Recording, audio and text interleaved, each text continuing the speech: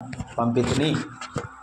నా ఎడల మీ ఉపచర్యలో ఉన్న కొదువును తీర్చుటకై అతడు తన ప్రాణమునైనను లక్ష్యపెట్టక క్రీస్తు యొక్క పని నిమిత్తము చావునకు సిద్ధమై ఉండెను గనుక పూర్ణానందముతో ప్రభువునందు అతన్ని చేర్చుకొని అట్టివారిని ఘనపరచుడి.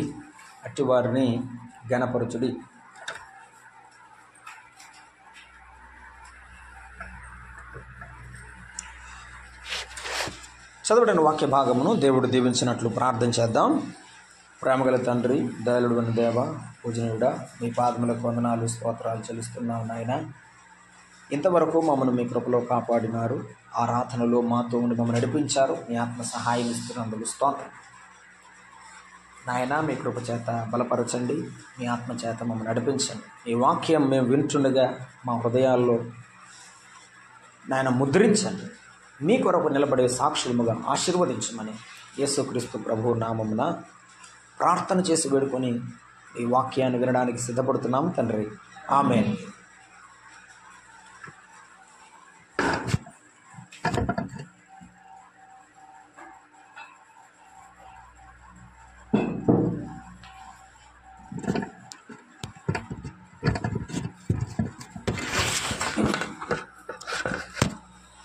మంచిది. మనము గడిచిన దినాలలో ప్రభు సన్నిధిలో ఉన్న మనము ఎపఫ్రోదీతును గురించి మనము ధ్యానం చేస్తూ వచ్చాం. మనము ఎపఫ్రోదీతు జీవితాన్ని చూసుకున్నప్పుడు ఎపఫ్రోదీతు జీవితంలో గొప్ప లక్షణాలు ఉన్నాయి. ఒకటి, అతని పేరును గురించి ఆలోచన చేశాం. చూడండి, అతడి పేరు మార్చుకోలేదు కానీ అతని జీవితం మార్చబడింది. అతని పేరు మార్చబడలేదు కానీ అతని జీవితము మార్చబడింది. ఎపఫ్రోదీతు అనగా ఎఫ్రడైట్, ప్రేమదేవత పేరు. అది పేరు అలానే ఉంది కానీ తన జీవితమే మార్చబడింది. మన జీవితాలు మార్చబడాలని దేవుడు కోరుకొనుచున్నాడు. ఆయన మార్చిన వాడు ఆయన. రెండవదిగా మనం చూసాం, అతనికి కలిగిన బిరుదులు, పెట్టిన పేర్లు అతడు నిజమైనటువంటి శిష్యుడు అని అర్థాన్ని ఇస్తున్నాయి. ఆ బిరుదులను గురించి మనము ధ్యానం చేశాం. అతని పేరు, అతని బిరుదులు మనం ధ్యానం చేశాం. అతని బిరుదులు ఏమిటంటే నా సహోదరుడు అన్నాడు. మనమందరము ఆత్మీయ సహోదరుడు అని. మన జతపనివాడు అని చెప్పాడు. మనము దేవుని జతపనివారమని. తర్వాత నా తోడి యోధుడు అన్నాడు. మనమందరము దేవుని సైనికులమని. మీ దూత అనగా మనము దేవుని దూతలము, సమాచారాన్ని, వర్తమానాన్ని మోసుకెళ్లే దూతలమని మనం ధ్యానం చేశాం. నా అవసరమునకు ఉపచరించిన వాడు అంటే మనము దేవుని పరిచారకులమని మనం ధ్యానం చేస్తూ వచ్చాం. చూడండి, దూత అనగా అతడు సమాచారాన్ని తీసుకొని వెళ్ళేవాడు అని మనము జ్ఞాపకం చేసుకోవాలి. ఒక విషయాన్ని మనం ఇక్కడ జ్ఞాపకం చేసుకుంటున్నాం. ఆ విషయాన్ని మనము అర్థం చేసుకుందాం. ఒకటి, అతడు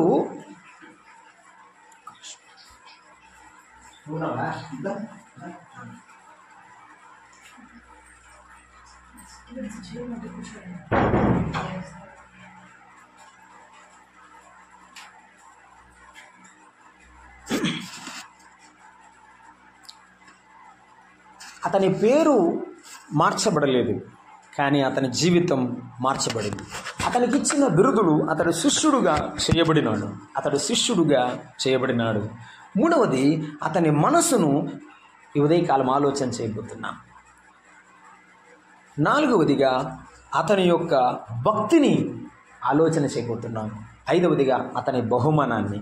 చూడండి, మన విశ్వాస జీవితంలో మన మనసు అనేకులను సంపాదించేదిగా ఉండాలి.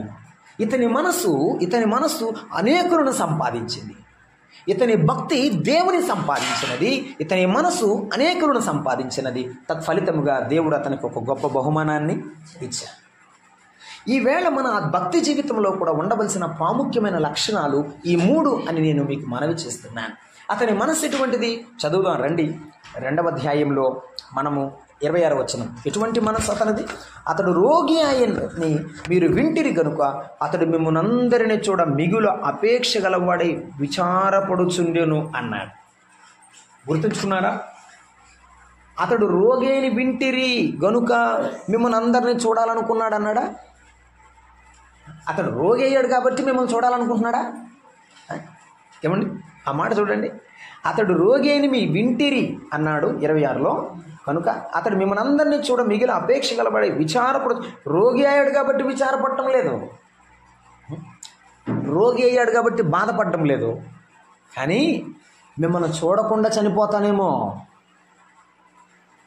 ఇది సంఘము పట్ల అతనికున్న ప్రేమ. సంఘమునకు విశ్వాసికి మనకు మధ్య చక్కని ప్రేమ ఉండాలి. నేను ఏ సంఘానికి వెళ్తున్నానో ఆ సంఘాన్ని ప్రేమించే ప్రేమ ఉండాలి మనకు. మిగులు అపేక్షిస్తున్నానన్నాడు. కాబట్టి మనకు దేవుని సంఘములో ఉన్న బిడ్డల పట్ల ప్రేమ ఉండాలి అని మనం చూస్తున్నాం. అపోస్తలుడైన పౌలు ఈ బంధాన్ని ఖచ్చితంగా చూపించాడు. రోమీయులకు రాసిన పత్రిక 1వ అధ్యాయము 12వ వచనాన్ని చూడండి. రోమీయులకు రాసిన పత్రిక 1వ అధ్యాయము 12వ వచనం. ఆత్మ సంబంధమైన కృపావరం ఏదైనా మీకు ఇచ్చుటకు మిమ్మల్ని అందరిని చూడవలనని మిగుల అపేక్షించుచున్నాను. మిమ్మల్ని చూడాలని నేను అపేక్షిస్తున్నాను. అక్కడ ఉన్నటువంటి సంఘములో ఉన్న బిడ్డలను చూడడానికి దైవజనుడైనటువంటి పౌలు ఎంతో కోరిక కలిగి ఉన్నాడు. అవును, సంఘాన్ని ప్రేమించే సేవకుడు, సంఘాన్ని ప్రేమించే సంఘ పెద్ద సంఘంలో ఉన్న బిడ్డలను చూడాలి. చూడండి, కొన్ని సంఘాల్లో గృహ దర్శనాలు ఉండవండి. దేవుని బిడ్డలు సంఘంలో వాళ్ళు ఎలా ఉన్నారని పలకరించేవారు కూడా ఉండరు. సంఘాల్లో ఉండవలసింది ప్రేమ. ఆ ప్రేమకు నిదర్శనంగా మనము సంఘాల్లో దేవుని పిల్లలను దర్శించి వారి ఇండ్లను చూసి వారిని చూసి ప్రార్థన చేస్తూ వారిని ఆదరిస్తూ వాక్యం ప్రకటించేవారు ఉండాలి. ఇదిగో ఇతడికి అనారోగ్యం ఉంది, అనారోగ్యాన్ని బట్టి బాధపడకుండా నా సహోదరులను చూడాలని ప్రేమ ఉంది. మనం కూడా మన సహోదరులు ఎలా ఉన్నారో, సంఘంలో ఉన్న బిడ్డలు ఎలా ఉన్నారో అని చూసే మనసు ఉండాలి. అటువంటి మనసు ప్రతి బిడ్డకు సంఘములో ఉండాలి. రెండవ మాట చూస్తున్నాం చూడండి. మనము 2వ తిమోతి పత్రిక 1వ అధ్యాయం 3వ వచనాన్ని మనము జ్ఞాపకం చేసుకుంటున్నాం. 2వ తిమోతి పత్రిక 1వ అధ్యాయము 3వ వచనాన్ని, నా ప్రార్థనల యందు ఎడతెగక నిన్ను జ్ఞాపకం చేసుకొనుచు నీ కన్నీళ్లను తలుచుకొని నాకు పూర్ణానందము కలుగుటకై నిన్ను చూడవలనని రేయింబవులు అపేక్షించుచు దేవునికి కృతజ్ఞుడై ఉన్నాను అని చివరిలో చెప్పాడు. ఏమిటి అపేక్ష? నీ కన్నీళ్లు తలచుకున్నాను. ఎప్పుడైనా ఇతరులను మనము దర్శించేటప్పుడు, ఏమండి, ఇతరులను మనము చూసి ప్రార్థన చేయాలని అనుకున్నప్పుడు మనం ఏం చేయాలంటే, మనకు వారి మీద ప్రేమ రావాలంటే ఎప్పుడు తెలుస్తూ ఉంటాము? వాళ్ళ యొక్క కన్నీళ్లు మనము తలుచుకోవాలి. ఎంత కష్టంలో ఉన్నారో, వాళ్ళు ఎంత బాధల్లో ఉన్నారు, ఎంత కన్నీరులో ఉన్నారో, వారు ఎంత బాధల్లో ఉండి వారు బాధను అనుభవిస్తున్నారో ఒకసారి చూసేద్దాం, ఒకసారి పలకరించేద్దాం, వారు ఎలా ఉన్నారో చూసేద్దాం, వారి కష్టాలు తెలుసుకుందాం. దేవుని మనసు ఇది. దేవుని నమ్మిన బిడ్డల మనసు అయి ఉండాలి. వారిని చూసే మనసు, వారిని ప్రేమించే మనసు. దైవజనుడు పౌలు అంటాడు, నా ఆత్మీయ కుమారుడిని నేను చూడాలి. ఎలా ఉన్నాడో చిన్నవాడు, యవన బిడ్డ ఎలా ఉన్నాడో అని పౌలు భక్తుని యొక్క అపేక్ష. ఎపఫ్రోదితు కూడా సంఘములో ఉన్నవారు ఎలా ఉన్నారు అని ఎంతో ప్రేమ కలిగి ఉన్నాడు, అపేక్ష, కోరిక కలిగి ఉన్నాడు. మరొక మాట మనం జ్ఞాపకం చేసుకుంటాం. ఈ మాటను మీకు జ్ఞాపకం చేయాలని మరీ ఇష్టపడుతున్నాను. 2వ కొరింథీ పత్రిక 2వ అధ్యాయం 12వ వచనం. 2వ కొరింథీ పత్రిక 2వ అధ్యాయము 12వ వచనాన్ని మనం చదువుకున్నాం. చూడండి, క్రీస్తు సువార్త ప్రకటించుటకు నేను త్రోయకు వచ్చినప్పుడు ప్రభువునందు నాకు మంచి సమయము ప్రాప్తించి ఉండగా సహోదరుడైన తీతు నాకు కనబడనందున ఎవరు కనపడలేదు?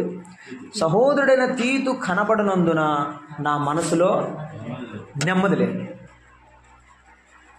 దేవుని పిల్లలు ఎవరైనా ప్రార్థనకు రావాల్సిన వాళ్ళు, ఆరాధనకు రావాల్సిన వాళ్ళు, దేవుని మందిరానికి రావాల్సిన వాళ్ళు ఎవరైనా కనబడకపోతే మనకు ఎలా ఉండాలి? నెమ్మది ఉండకూడదు. పౌలుకు నెమ్మది లేదు. నా కుమారుడు తీతు రాలేదే, అయ్యో వడిస్తే బాగుండే. ఎంత మనసు! దైవ సేవకులు, పెద్దలు, బాధ్యత గల వారికి ఉండవలసిన మనసు తండ్రి వంటి మనసు ఉండాలి. ఆ తండ్రి వంటి మనసు మనము కలిగి ఉండాలి. మన కుటుంబంలో మన బిడ్డలు లేకపోతే మనం ఎంత బాధపడతాం? సంఘములో బిడ్డలు సంఘానికి రాకపోతే మనం ఎంత బాధపడాలి? ఈ మనసు ఎపఫ్రోదితుకుంది. అమ్మ ఈ మనసు మనకు ఉండాలని దేవుడు మనతో మాట్లాడుతున్నాడు. రోమాపత్రిక 12వ అధ్యాయం 10లో చెప్పాడు, సహోదర ప్రేమ విషయంలో ఒకని యందొకడు అనురాగము గలవారై. ఎలా ఉండాలట? అనురాగము గలవారై ఘనత విషయంలో ఒకరినొకడు గొప్పగా తీర్చుకోండి. ఈనాడు సంఘాల్లో దేవుని పిల్లల మధ్య లేనిది ఏమిటంటే అనురాగం. అనురాగానికి బదులు గర్వాన్ని మనం చూస్తున్నాం. ఎంతో విచారం. మనం పెంచుకోవాల్సింది అనురాగాన్ని, ప్రేమను. ఫలితంగా దేవుడు మనకు ఆశీర్వాదాన్ని ఇస్తాడు. అతడు సంఘమును ప్రేమించేవాడు, చూడాలని అపేక్ష గలవాడు. ఆయన ప్రేమకు గుర్తులు 2 చెప్పాడు. ఎపఫ్రోదితు సంఘాన్ని ప్రేమిస్తున్నాడు అనడానికి 2 గుర్తులు. 1, సంఘాన్ని చూడాలనుకున్నాడు. 2వది, మిమ్మల్ని అందరినీ గూర్చి విచారపడుచున్నాడు అన్నాడు. విచారపడేవాడు. అసలు సంఘాన్ని గూర్చిన విచారం ఉండాలి అంటే సంఘాన్ని గూర్చిన భారం ఉండాలి. ఈ మాటలు వింటున్నారా? సంఘాన్ని గూర్చిన భారం. ఇక్కడ ఫిలిప్పీ పత్రికలోనే చెప్పాడు కదా. ఏమని చెప్పాడంటే ఫిలిప్పీ పత్రికలో 2వ అధ్యాయంలో 20వ వచనం, మీ క్షేమం విషయమై నిజముగా చింతించేవాడు ఇతని వంటి వాడు నా యొద్ద లేడు అని చెప్పాడు. అతడు ఎవరు అంటే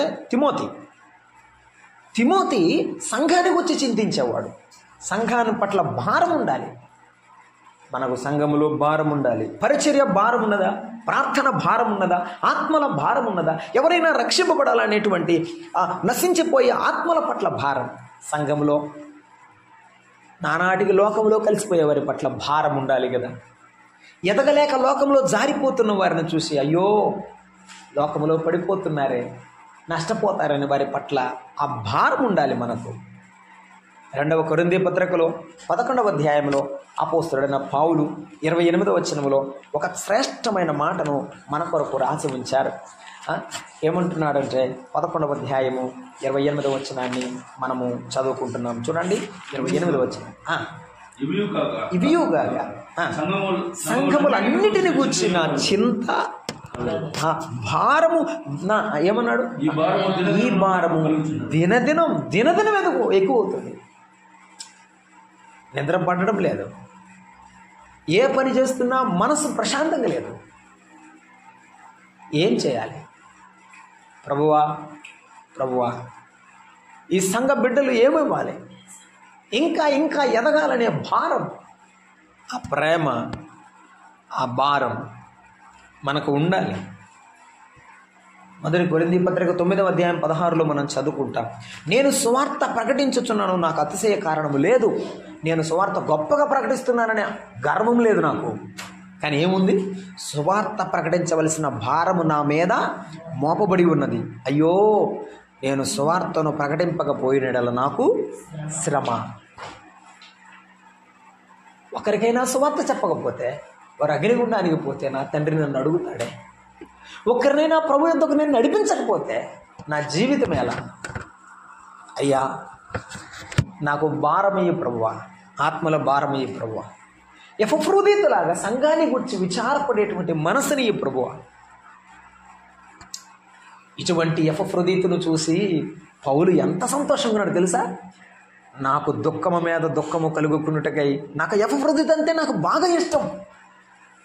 వాడు లేకపోతే ఎట్లయ్యా? వారికి ఆరోగ్యం బాగోపోతే నాకు కూడా బాగోదు, నేను కూడా ఏడుస్తానని నేను కూడా ఏడవకుండా దేవుడు ఎపఫ్రోదితుకు ఆరోగ్యం ఇచ్చాడు అన్నాడు. చూసారా? సంఘములో బిడ్డలు సహకారులైతే, సేవ చేసేవారైతే సేవకుడికి ఎంత సంతోషమో తెలుసా? పౌలు అంటాడు, ఎపఫ్రోదితు బాగోకపోతే నాకు బాగులేదు, నాను దుఃఖపడకూడదని దేవుడు ఎపఫ్రోదితుకు ఆరోగ్యం ఇచ్చాడని చెప్తున్నాడు. అవును, సంఘ బిడ్డలు, ఇటువంటి భారము కలిగిన సంఘ బిడ్డల పైన దైవజనుని ప్రేమ ఇలాగే ఉంటుంది. వానికి ఆరోగ్యం వస్తే నాకు వచ్చినట్లే అన్నట్టుగా చెప్తున్నాడు కదా.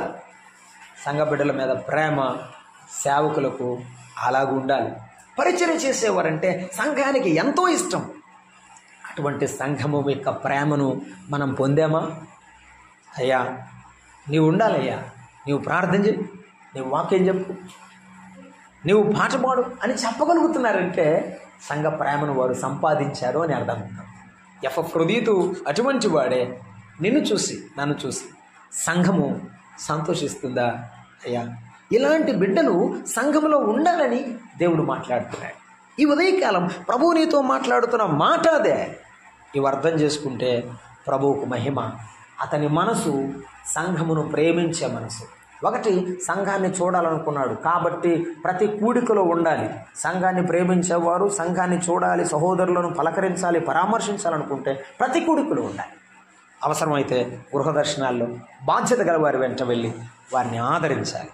రెండవది, సంఘమును ప్రేమించే వాళ్ళు విచారపడుతున్నాడు, ఆ భారం ఉండాలి. మన సంఘం పట్ల, సంఘ బిడ్డల పట్ల భారం ఉండాలి.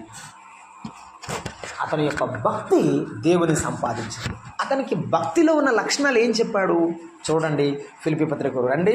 అతని భక్తిలో లక్షణాలు మనం చూస్తున్నాము, అక్కడే రాసి ఉంచాడు. ఎటువంటి భక్తి గలవాడు అంటే, అతన్ని గూర్చి రాయబడిన మాట ఏంటంటే, అతడికి పరిచర్య అంటే ఇష్టం. ఎందువల్ల? అతడు ఇక్కడికి వచ్చాడు, ఎవరి దగ్గరికి? పౌలు దగ్గరికి వచ్చాడు. పౌలును ఆదరించడానికి వచ్చాడు. అక్కడి నుండి మరలా వెళ్ళడానికి ఇష్టపడుతున్నాడు.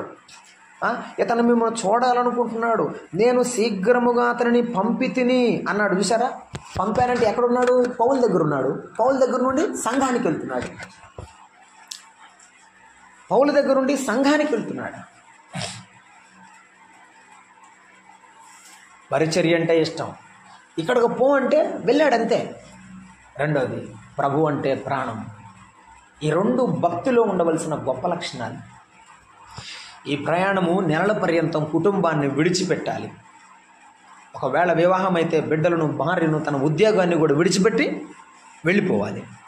రోమాకు ప్రయాణం చేయడం అంటే ఆ దినాల్లో ప్రయాణం చాలా కష్టతరమైనది. ఎన్నో భయంకరమైన వింత జంతువుల మధ్య, క్రూరమైన జంతువుల మధ్య ప్రయాణం కొనసాగించాలి. అసలు విశేషం ఏంటంటే, రోమా పట్టణంకి వెళ్ళిన తర్వాత కూడా రోమా సైనికులు లేకపోతే రోమా ప్రభుత్వం చంపినా ఆశ్చర్యపోవాల్సిన అవసరం లేదు. అయినా 29 వచనం అంటాడు, నా ఎడల మీ ఉపచర్యలో ఉన్న కొదువను తీర్చుటకై అతడు తన ప్రాణమును లక్ష్య పెట్టక క్రీస్తు యొక్క పని నిమిత్తం చావునకు సిద్ధమై. ప్రియమైన మిత్రులారా, ఒక మాట ప్రభు మనతో మాట్లాడు. మనమందరము కూడా అపోస్తలుడైన పౌలు లాంటి గొప్ప సేవ చేయలేకపోవచ్చు, గొప్ప సేవ చేయలేకపోవచ్చు. తిమోతిలాగా సేవ చేయలేకపోవచ్చు, దేవుని సేవ చేయలేకపోవచ్చు. కానీ ఒక సామాన్యమైన విశ్వాసిగా ఎఫ్రోదీతులాగా దేవునికి అందుబాటులో సిద్ధంగా ఉండొచ్చు. ప్రభువా, నేను చిన్న పని చేస్తాను, చేయవచ్చు. దేవుని యందు భయభక్తులుగా జీవించవచ్చు. ప్రభువుకు విధేయులుగా, ప్రభువా చిత్తగించుము, నేనున్నాను, నీ దాసుడు ఆలకించుచున్నాడు, ఆజ్ఞ ఇమ్ము అని చెప్పవచ్చు. అలాగూ చెప్పిన వాడు దైవజనుడయ్యాడు. సమూయేలు గొప్ప దైవజనుడుగా మారిపోయాడు. ఈ ఉదయకాలం ప్రభు మనతో మాట్లాడే మాట ఏమిటంటే, మన భక్తిలో పరిచర్య అంటే ఇష్టం ఉండాలి. ప్రతి చిన్న పని కొరకు పరిగెత్తేవాడు ఉండాలి.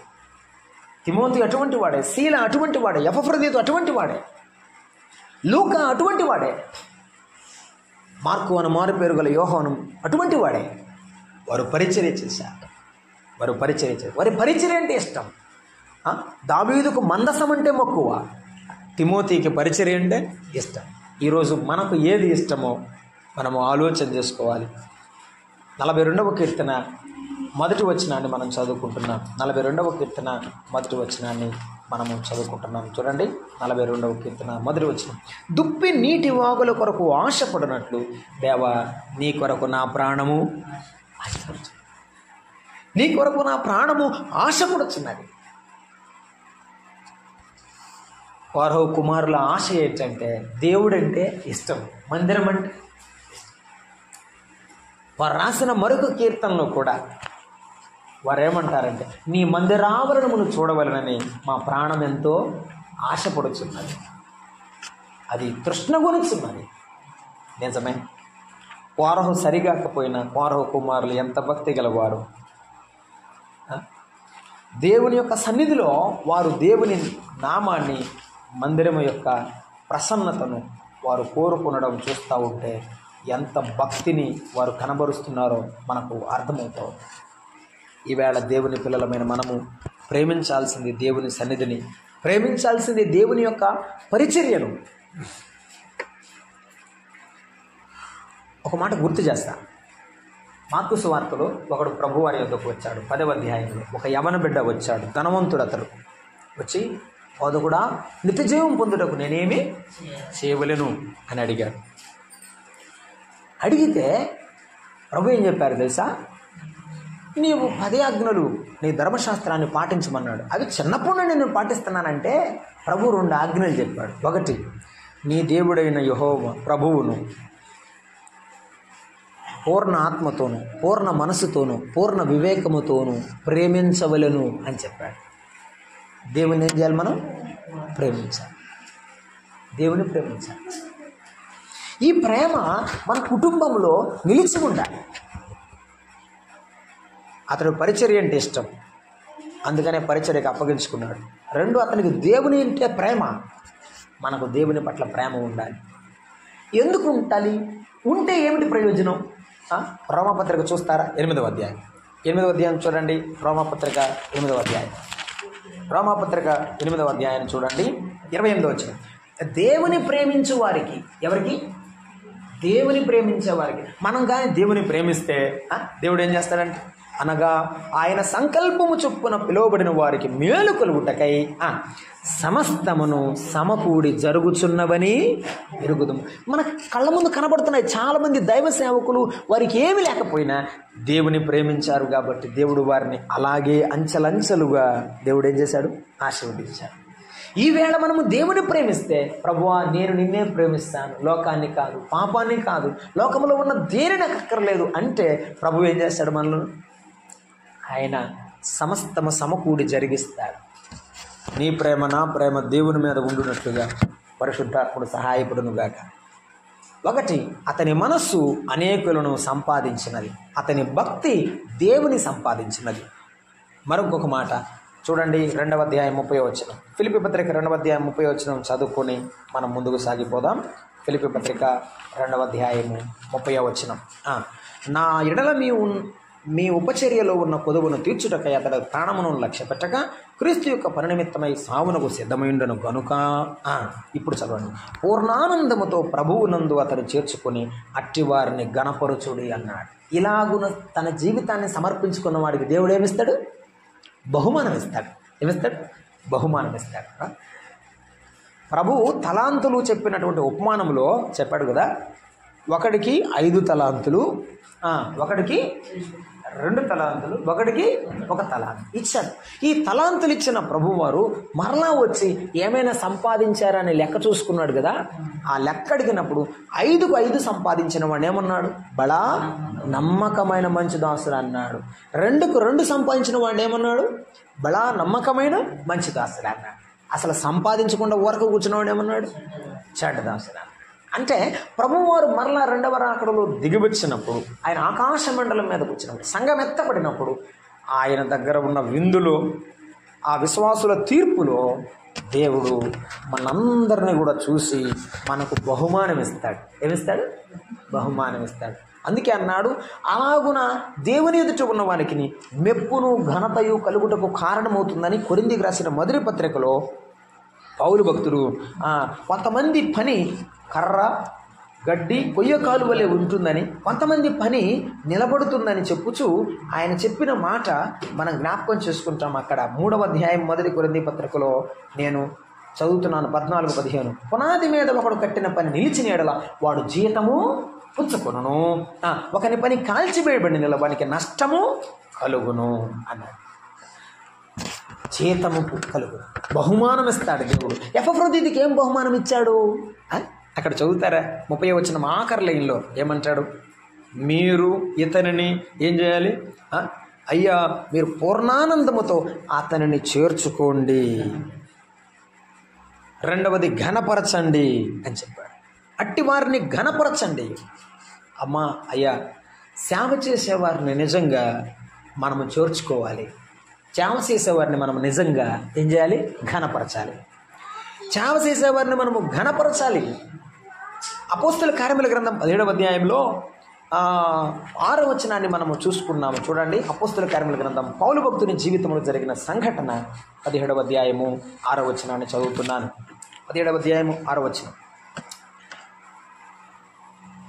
అపోస్తల కార్యముల గ్రంథం. అయితే వారు కనబడనందున ఈడ్చుకొని పోయి భూలోకమును తలక్రిందులు చేసి ఇక్కడికి కూడా వచ్చి ఉన్నారు. యాసోను వీరిని చేర్చుకొని ఉన్నాడు. అది ఈడ్చుకొని పోయారు, పట్టణంలోనికి ఈడ్చుకొని పోయారు. చాలా దెబ్బలు కొట్టారు, కొట్టబడ్డాడు, దూషింపబడ్డాడు, అనేకమైన శ్రమలు పొందాడు అపోస్తలుడైన పౌలు. కానీ యాసోను ఏం చేశాడు తెలుసా? ఇంట్లోనికి చేర్చుకున్నాడు. 16వ అధ్యాయంలో కూడా ఫిలిప్పీ పట్టణంలో ఉన్న సంఘములో ఉన్నటువంటి లూదియా అనే భక్తి గల స్త్రీ 16:40 మనం చదివితే చెరసాల్లో చాలా దెబ్బలు తిన్నాడు అపోస్తలుడైన పౌలు. చెరసాల నాయకుడు మారుమనసు పొందాడు కదా, అక్కడ చాలా దెబ్బలు తిని ఆ దెబ్బలు కట్లు కట్టుకొని వచ్చాడు. 40 వచ్చిన వారు చెరసాల నుండి వెలుపలికి వచ్చి లూదియా ఇంటికి వెళ్ళిరి. అక్కడ సహోదరులను చూసి ఆదరించి బయలుదేరి. ఏమండి, దెబ్బలు తిన్నవాళ్ళు ఆదరించాలా?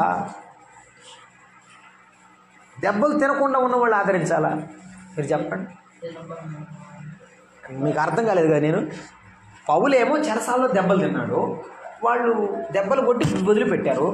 వదిలిపెడితే పౌలంట లూదియా ఇంటికి వచ్చి అక్కడున్న సహోదరులను ఆదరించి వెళ్ళారంట. అసలు ఆదరించాల్సింది ఎవరిని? పౌల్నే కదా, బాధపడిన వాళ్ళని, కొట్టించుకున్న వాళ్ళని కదా. కానీ పౌలు అంటాడంట, మమ్మల్ని కొట్టినా పర్వాలేదయ్యా, మీరు క్రీస్తులో బాగుండండి, మేము వెళ్ళిపోతున్నాం, మేము మరలా తిరిగి వస్తామో లేదో తెలియదు, మేము బ్రతికి మళ్ళీ వస్తే మనం కలుసుకుందాం, కానీ మీరు ప్రభువును విడిచిపెట్టకుండా జాగ్రత్తగా ఉండండి అని వారిని ఆదరించి వెళ్ళారు. ఆ మాటకు వారు మరెక్కువగా మిక్కిలిగా పౌలు మెడ మీద పడి ఏడ్చారు. ఈవేళ స్థానిక సంఘములో ఉండవలసినటువంటి ఒక గొప్ప సంగతి ఏంటంటే ఆ సేవకుని విలువ గుర్తించడం. వారందరి దగ్గర ఎన్ని దెబ్బలు తిన్నా, ఎన్ని కష్టాలున్నా, తమ కష్టాలు, తమ బాధలు ఎప్పుడూ పౌలు వాళ్ళకి చెప్పలేదు. సేవకులు గుర్తుంచుకోవాల్సింది, మన కష్టాలు, మన బాధలు ఎవరికి చెప్పకూడదు, మన ప్రభువుకే చెప్పాలి. ఎపఫ్రోదితుకు ఘనం ఏంటంటే ఇతడు కష్టపడ్డాడు, మీరు చేర్చుకోండి. సేవ చేసి కష్టపడే వారిని సంఘాల్లో ఉన్న బిడ్డలు చేర్చుకోవాలి, ఆదరించాలి, వారు సాయం చేయాలి. అకుల ప్రిస్కిల్లలు కూడా అపోస్తలుల కార్యముల గ్రంథం 18వ అధ్యాయం 26వ వచనంలో ఒక బలమైనటువంటి నాయకుడు, వాక్యం ఎరిగిన వాడే కానీ క్రీస్తు మార్గం స్పష్టంగా తెలియనివాడు అపోల్లో అనే యవనుడు వచ్చినప్పుడు భార్యాభర్తలు ఇద్దరు ఇంట చేర్చుకున్నారు. అతనికి వాక్యం పూర్తిగా చెప్పి నేర్పించి పంపించారు. వారు వాక్యం నేర్చుకునేవారైనా చేర్చుకోవాలి, వారి సేవకులనైనా చేర్చుకోవాలి. 21వ అధ్యాయం అపోస్తలుల కార్యముల గ్రంథం 17వ వచనాన్ని మనం చదివితే, మేము యెరూషలేమునకు వచ్చినప్పుడు సహోదరులు మమ్మను సంతోషముతో చేర్చుకున్నారు. ఎలా చేర్చుకోవాలి? సంతోషముతో, సనుగులతో కాదు, సంతోషముతో చేర్చుకోవాలి. 28వ అధ్యాయం 7వ వచనంలో పొప్లి అనేవాడు ఒక ద్వీపంలో ఉన్నాడు. ఆ ద్వీప ప్రాంతంలో చాలా భూములు గలవాడు అతడంట 3 దినములు స్నేహభావముతో మమ్మల్ని చేర్చుకున్నాడు. ఒక స్నేహితుడిని ఎంత గౌరవంగా చేర్చుకున్నాడో అలా చేర్చుకున్నాడు. సంఘములో బిడ్డలను కానీ సేవకులను కానీ మనం చేర్చుకునేటప్పుడు ఎలా చేర్చుకోవాలి? మన కుటుంబ సభ్యులు, వీరు మన కుటుంబం, ఆత్మీయమైన కుటుంబం అని ఎంచి చేర్చుకోవాలి. కాబట్టి మనము చేర్చుకోవాలి. ఒక మాట చదివి నేను ప్రార్థన చేసి ముందుకు సాగుతాను. రోమాపత్రిక 15వ అధ్యాయము 7వ వచనాన్ని చూడండి. రోమాపత్రిక 15వ అధ్యాయము 7వ వచనాన్ని చదువుకుంటున్నాం. 15:7 ఏమంటున్నాడు? 15వ అధ్యాయము 7వ వచనం. కాబట్టి క్రీస్తు మిమ్మును చేర్చుకున్న ప్రకారము దేవునికి మహిమ కలుగునట్లు మనం చేర్చుకునేటప్పుడు దేనికోసం చేర్చుకోవాలంటే దేవుని మహిమ కలిగేటట్టు చేర్చుకోవాలి. నాకేదో లాభం వస్తుందని చేర్చుకోవడం కాదు. లాభం ఆశించకుండా ప్రేమించేది దేవుని ప్రేమ, దేవుని మహిమ కొరకు చేయాలి. అది మనం అర్థం చేసుకోవాలి. సంతోషంతో చేర్చుకోండి, లాభం ఆశించకుండా దేవుని మహిమ కొరకు చేర్చుకోండి. 2వ కొరింథీ పత్రిక 7:2 అన్నాడు, మమ్మల్ని మీ హృదయములో చేర్చుకోండి అన్నాడు. ఎక్కడ చేర్చుకోవాలి? ఇంట్లో చేర్చుకోకపోయినా పర్వాలేదు, కానీ మనసులో ఉండాలంట. సహోదరులు అంటే మనసులో ఉండాలి. నేను ఒక సందర్భాన్ని గుర్తు చేసి ప్రార్థన చేస్తాను. చూడండి, ఒక చిన్న పిల్లవాడిని నిన్న ఒక రిపోర్టర్ ఇంటర్వ్యూ చేస్తూ చిన్న పిల్లలతో మాట్లాడుతున్నాడు. ఆయన రిపోర్టర్ మాట్లాడుతూ ఒక మాట అడిగాడు, చిన్నపిల్లవాడిని. ఎక్కడి నుంచి వచ్చావు ఈ స్కూల్లోకి అంటే, నేను పలానా ఊరు నుంచి వచ్చాను, ఇక్కడ హాస్టల్లో పెట్టారు మా అమ్మ వాళ్ళు అన్నాడు. ఆయన అన్నాడు, నీ బెస్ట్ ఫ్రెండ్ ఉన్నాడా అన్నాడు. ఉన్నాడు అన్నాడు. మరి ఎప్పుడు నీకు గుర్తుకు రాలేదా అంటే, ఆ పిల్లోడు లేదని అన్నాడు, కానీ తలకాయ చూపాడు, కానీ తర్వాత ఏడవడం మొదలుపెట్టాడు. ఎందుకు ఏడుస్తున్నావు అని అడిగితే, నా ఫ్రెండ్ గుర్తొచ్చాడులే అని ఏడ్చాడు. దేవుని పిల్లల్ని, మన సహోదరులను మనకు గుర్తొస్తే ఖచ్చితంగా వారి మీద ప్రేమ మన మనసులో ఉండాలి. ఎఫ్రోదితు అటువంటి వాడే. కాబట్టి మనము సంఘములో బిడ్డలను మనము చేర్చుకోవాలి. ఆఖరి మాట ఏమన్నాడంటే ఘనపరచుడు అన్నాడు. ఘనపరచాలి. మొదటి తిమోతి పత్రిక 5వ అధ్యాయం 17వ వచనం అన్నాడు, పాలన బాగుగా చేయు పెద్దలను విశేషముగా వాక్యమందు ఉపదేశమందు ప్రయాసపడు వారిని రెట్టింపు సన్మానమునకు గౌరవమునకు పాత్రులుగా ఎంచాలన్నాడు. వాక్యోపదేశం చేసేవారిని, సేవ చేసేవారిని రెట్టింపు సన్మానమునకు పాత్రులుగా ఎంచాలి. ఇది దేవుని పిల్లలు చేయవలసి, అది ఘనత. వారిని ఘనపరచవలసిన వారు ఉన్నారు. సంఘాల్లో ఈ విషయాన్ని గుర్తుపెట్టుకోవాలి. తెస్సలోనిక మొదటి పత్రిక 5వ అధ్యాయం 12-13 అన్నాడు, సహోదరులారా మీలో ప్రయాసపడు ప్రభువునందు మీకు పై వారై ఉండి మీకు బుద్ధి చెప్పు వారిని మన్నన చేసి వారి పనిని బట్టి వారిని ప్రేమతో మిక్కిలి ఘనముగా ఎంచాలి. సేవ చేసేవారిని ప్రేమించాలి, సేవ చేసేవారిని ఘనపరచాలి. ఎఫ్రోదితును ఘనపరచండి అని చెప్తున్నాడు. కారణం ఏమిటంటే ఎఫ్రోదితు దేవునిని ఘనపరిచిన వాడు. మరొకసారి గుర్తు చేస్తున్నాను, ఎఫ్రోదితు పేరు మార్చబడలేదు, కానీ జీవితం మార్చబడింది. ఎఫ్రోదితు బిరుదులన్నీ కూడా అతడు దేవునికి శిష్యుడు అని చెప్పబడుతున్నాయి. ఎఫ్రోదితు మనసును చూస్తున్నప్పుడు అతడు అనేకులను సంపాదించుకున్నాడు. మనం అనేకులను ఎఫ్రోదితు భక్తి ఏమిటి అంటే, అతడు పరిచర్య అంటే ఇష్టం గలవాడు, ప్రభు అంటే ప్రేమ గలవాడు. మనము దేవుని ప్రేమిద్దాం, పరిచర్యను ఇష్టపడి చేద్దాం. ఆఖరిది ఇటువంటి లక్షణాలున్న ఎఫ్రోదితును దేవుడు ఘనపరిచాడు. కాబట్టి మనము ఘనతకు కారణమయ్యే పరిచర్య చేద్దాం, ప్రభువును ప్రేమిద్దాం. అలాగూ ప్రభువులో ముందుకు సాగుచుండగా ప్రభు మనకు సహాయము చేయునుగాక. ప్రార్థన చేద్దాం.